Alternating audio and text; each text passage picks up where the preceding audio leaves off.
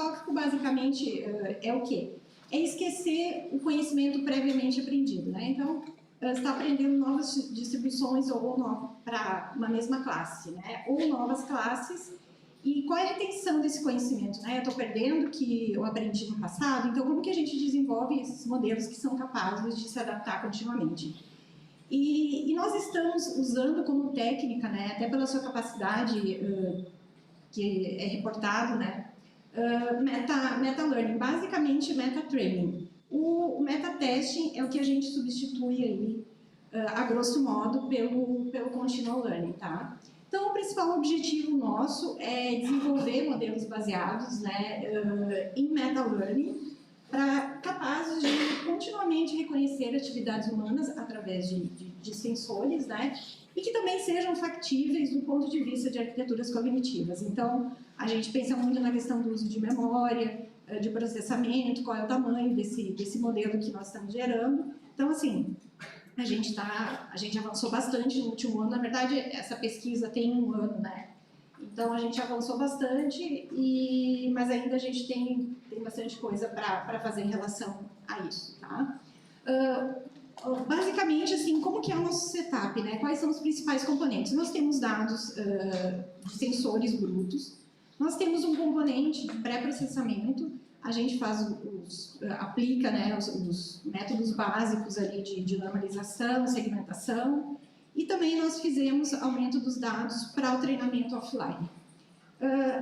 Além dessa etapa, né, pós-processamento, nós temos a geração dos benchmarks, e depois eu vou falar para vocês como que a gente gera, o que são esses benchmarks.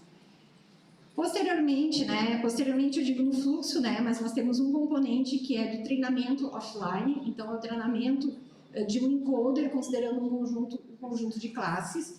E qual é o resultado, né, desse treinamento? Né? É um encoder pré-treinado e um conjunto que a gente chama de memória de replay, que apresenta poucos casos representativos para cada classe. Então, no caso, a gente já fez teste com 4, 6, mas é um número pequeno de exemplos para cada classe. E o nosso próximo componente é a questão do aprendizado online, né?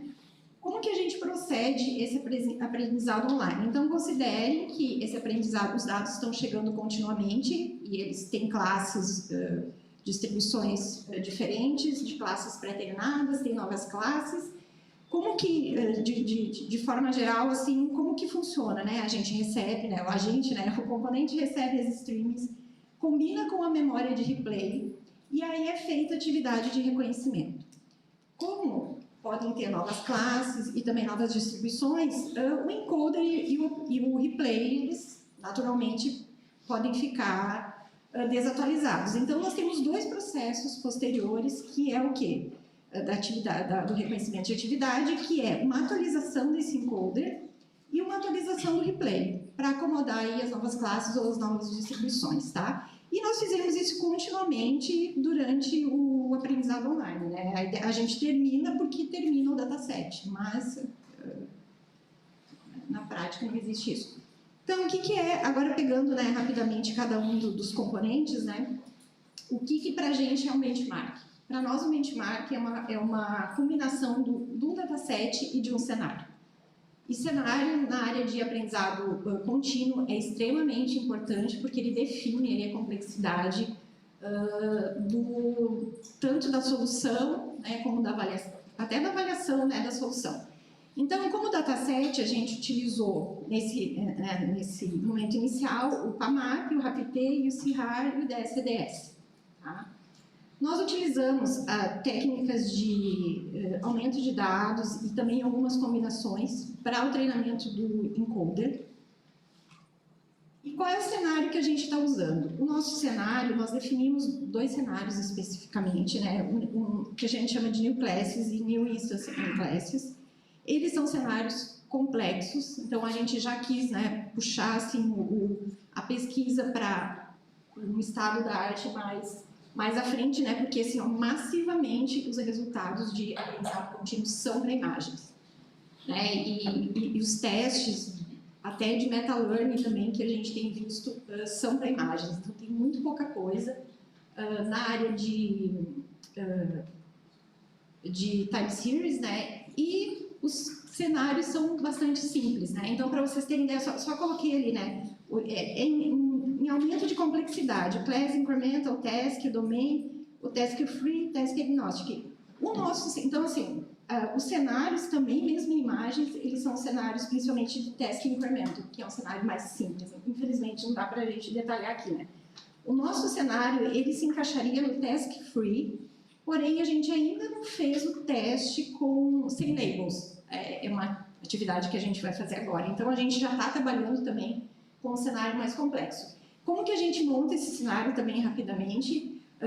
Nós, até para diminuir o viés, a gente usa seleção aleatória de classes, seleções aleatórias de sujeito, que a gente vê que muita pesquisa, né, o pessoal seleciona sujeitos já mais comportados. Então, a gente já faz essa seleção aleatória, tá? Um ponto importante, eu até coloquei o exemplo do treino, mas o do teste é a mesma premissa. O treino e o teste sempre são sujeitos diferentes, né? Então, quando a gente está falando aqui de um conjunto de treino, a gente já está falando um conjunto de treino que tem usuários diferentes do conjunto de teste, tá? Então, nós selecionamos as classes para o treinamento offline do encoder. A gente seleciona aleatoriamente um conjunto de classes, que nós chamamos de classes base, e novas classes. As novas classes, elas só serão vistas no online, né? Então, para o treinamento do encoder, a gente seleciona um conjunto de classes e nós selecionamos essas classes de sujeitos que foram selecionados para o treinamento offline. Tá? E para isso a gente cria um sample aí para o treinamento offline.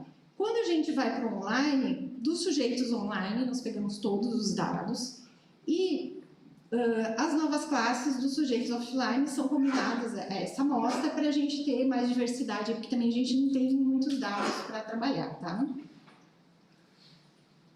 A questão do modelo, qual modelo que a gente está usando? Nós implementamos o Online Meta Learning e o MAML Wrap, a gente tem testes, né? A gente está testando o MAML ainda.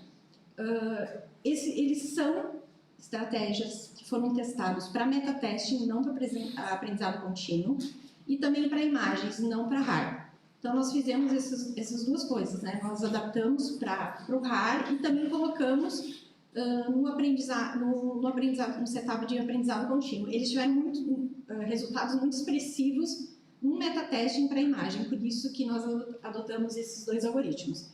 E para a geração, lembram, né, que a gente tem lá, treinou o encoder, no treinamento, no processamento, a gente sai com o encoder e com a memória de replay. Então, nós testamos também diferentes estratégias de como criar esse replay, né? Quais são os casos realmente que são representativos. E aí nós utilizamos 3 estratégias, existem várias estratégias, né, de replay já conhecidas na literatura. Nós utilizamos a Random, a Exemplar e a Herd. Tá? Então, basicamente, a gente sai com 3 memórias de replay para a tag, porque a gente está testando. Okay? E quando a gente vai para a questão online, né? Então, a gente tem o encoder, tem a memória de replay. Agora, quais são os problemas? Como que a gente faz? Né? Então, os principais questionamentos que nós tivemos foi: quando que a gente tem que atualizar esse encoder? A gente tem que atualizar ele a cada nova stream de dados, a gente tem que atualizar ele quando novas classes chegaram nessas streams. Então, o quando, o qual, né? Quais samples que a gente usa? A gente só usa os da stream ou a gente usa os do replay? Se a gente usa os do replay, a gente usa os de classes antigas, os de classes novas. Então, assim, são perguntas importantes até do ponto de vista computacional, né? E qual é a melhor heurística para a gente fazer isso? A gente deve aplicar o meta-learning, a gente deve fazer uma passada só no encoder, como que a gente faz isso, né? E da memória de replay, a mesma coisa, né? A gente, na verdade, a atualização, a gente usou a técnica de criação de replay. E quando também que a gente, né? Como que a gente testa? A gente desenvolveu aí uma heurística para fazer o teste de quando a distribuição modificava, né? E aí a gente fez a atualização do replay. Então, a gente tem que responder essas perguntas aqui, né? Em relação às métricas, nós usamos as métricas tradicionais, F-score weighted, né? E no cenário que nós temos, é muito difícil, não existem métricas para avaliar o esquecimento catastrófico. Então, era uma coisa que a gente estava sentindo falta. Como que a gente avalia? Ok, a gente pode avaliar a acurácia, mas quanto a gente avalia o quanto o modelo está perdendo? E não tem isso para teste e incremento. Isso aí, essas métricas funcionam e são sedimentadas para teste, para incremental de tarefas. E aí a gente começou a brincar com várias métricas e nós chegamos a 2 métricas que, na verdade, a gente não sabe que nome dá para elas ainda, mas a gente conseguiu, né, ter métricas que consigam expressar o quanto o modelo esqueceu em relação ao encoder inicial e também durante o seu treinamento online. Tá? E não é, assim, não é forgetting, mas também não é backward transfer, que é outra métrica, é uma métrica combinada. Tá? Inclusive, eu estava fazendo uma parte aqui, eu fiquei, mas o que é essa métrica? E a gente conversou com o Anderson, eu não sei. E aí eu pensei, não é backward, não é forgetting, ou é? Fiquei naquilo, aí eu falei, vou perguntar para o ChatGPT, né? Aí eu perguntei para o ChatGPT e eu falei, nossa, ele vai me responder, né? E aí ele falou um texto assim, essa métrica é uma métrica que combina todas as outras, né? Então a gente ainda não sabe como que vai nomear essas métricas, mas elas foram bem úteis. Tá? Quais os resultados? Então aqui só para mostrar para vocês, a gente fez várias combinações. Por exemplo, que é muito experimento, né? Muitos datasets e tudo. É só para exemplificar que nós fizemos assim um conjunto grande de experimentos. Para quê? Para avaliar responder aquelas perguntas, né? Como, quando, e ali vocês vejam, a gente testou sem o replay, o R com o replay update e diversas combinações tanto de memória de replay quanto de estratégia, né, baseada em meta-learning. E também avaliamos aí a questão para cada um, a questão de qual é a melhor estratégia, né, de replay.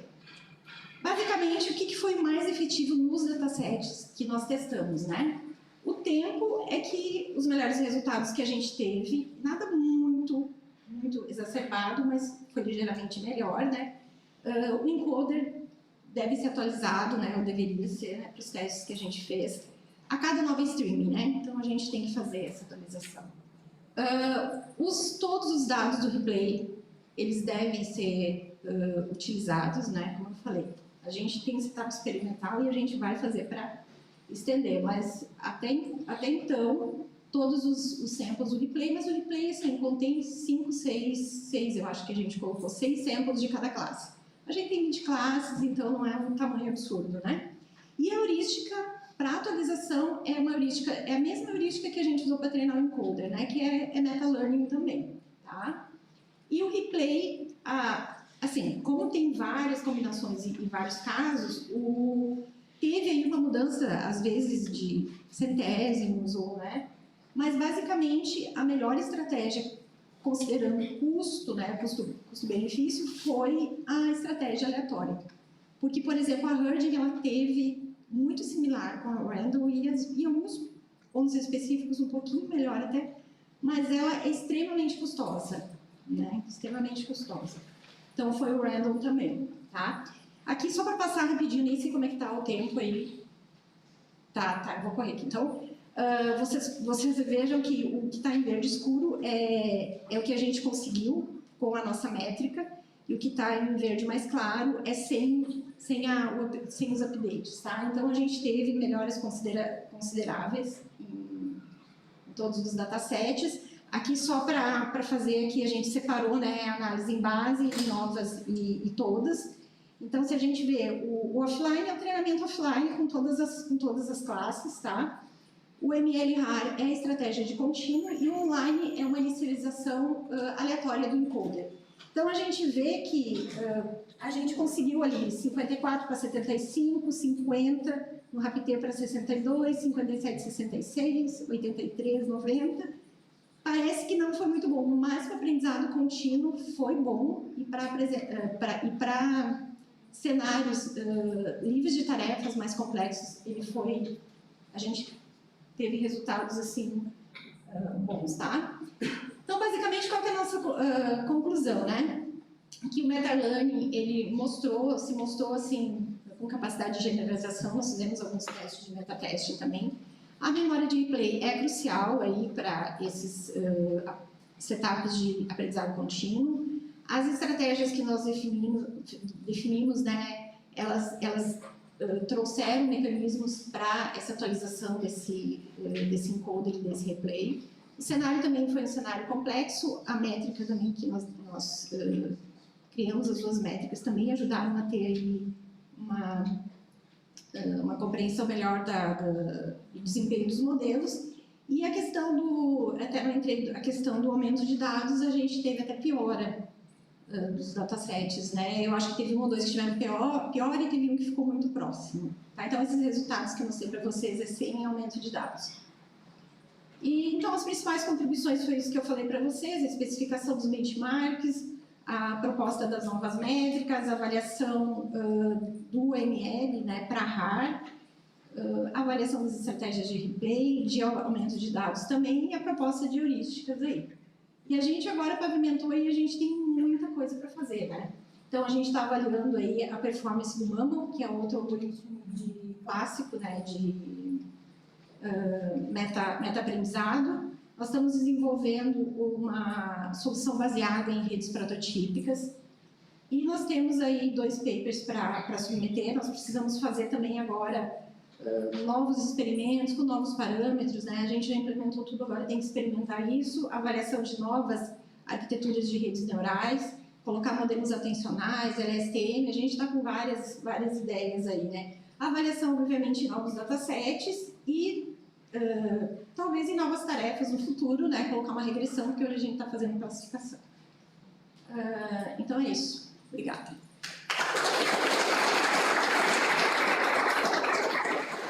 Obrigado, Sinara, pela apresentação. Queria abrir para perguntas da plateia.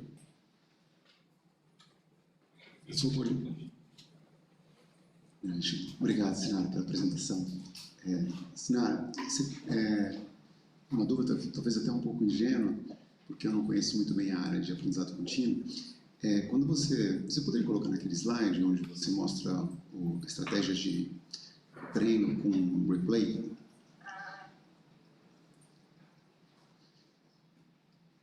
Pode ser aquela...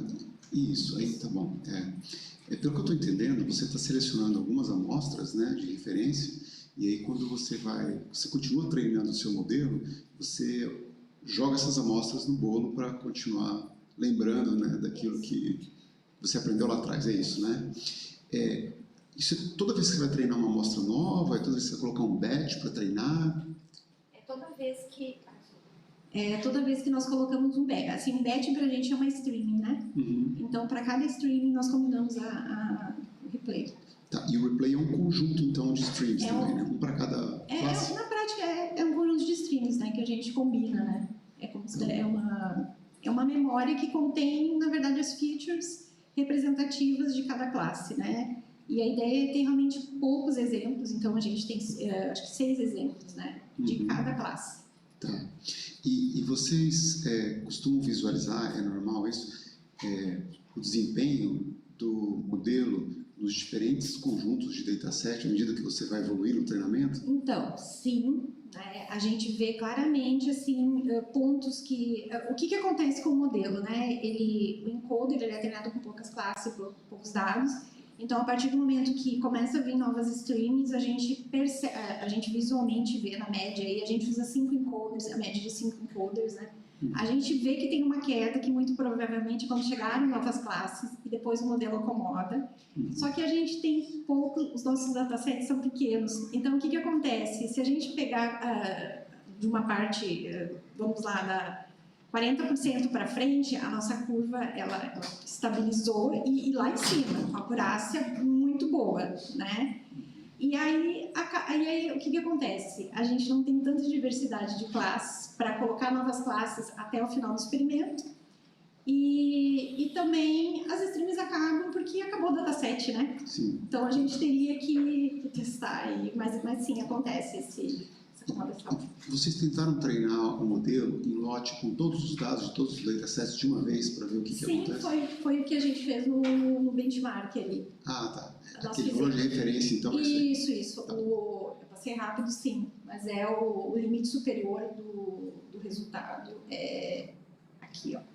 Então, o que a gente tem ali offline seria com todas as classes, né? Ou todas as classes base, o RAPT e o DSDS.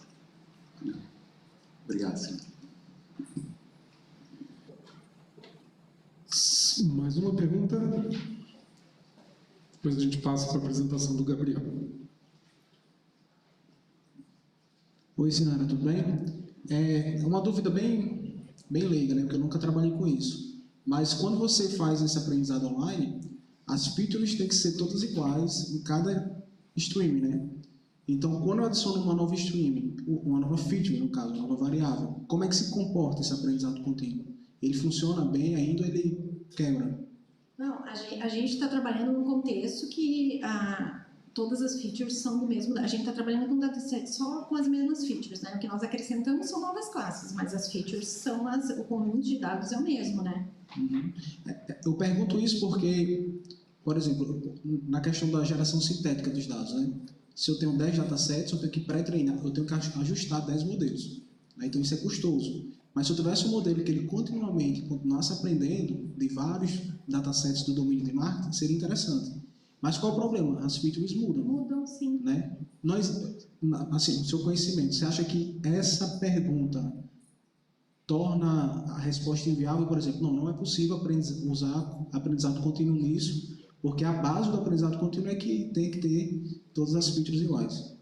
Eu acho que, por exemplo, até como o professor Borim estava falando ontem, a gente pode pensar, por exemplo, numa representação de features, né? E talvez um extrator antes, né? Que a gente consiga colocar por contínuo as mesmas features. Então, é um problema complexo que a gente já tem pensado, né, nessa questão, inclusive de testar num dataset que tem esse mesmo problema, da gente treinar num dataset e testar em outro.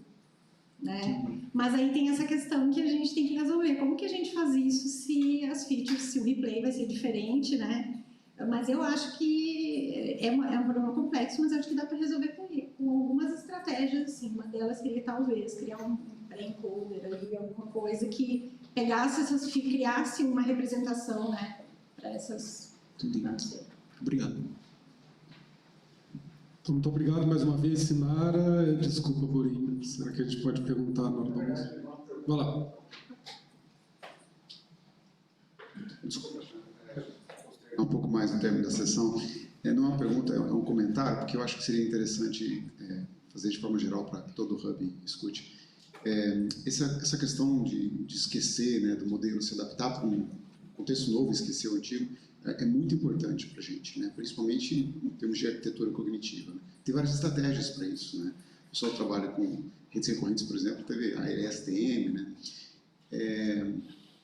Do nosso lado, né, a gente fica buscando esse extrator de features universal, quase como se isso fosse uma coisa dura, que uma vez que a gente encontrou isso, você não quer mais mexer, porque você quer, né, preservar, né, esse conhecimento que você ganhou antes. Né? Mas talvez a solução seja algo um pouco mais suave, né? Talvez inspirado aí na anatomia humana, não sei, onde você usa um conceito de plasticidade, né?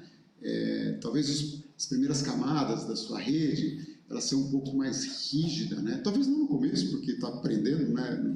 Do nada, ela tem que se adaptar rapidamente, mas eventualmente talvez ajustar o learning rate, né? Por camada, né? Deixar ele mais rígido no começo, de forma que quando você aprender coisas novas, aqueles conceitos mais fundamentais, eles não sejam tão modificados, né? Se a gente fizer uma analogia, né, a forma como a gente aprende, o mundo ao qual a gente é exposto, ele não muda tanto, né? As cores continuam as mesmas, né? Os elementos básicos continuam os mesmos, né?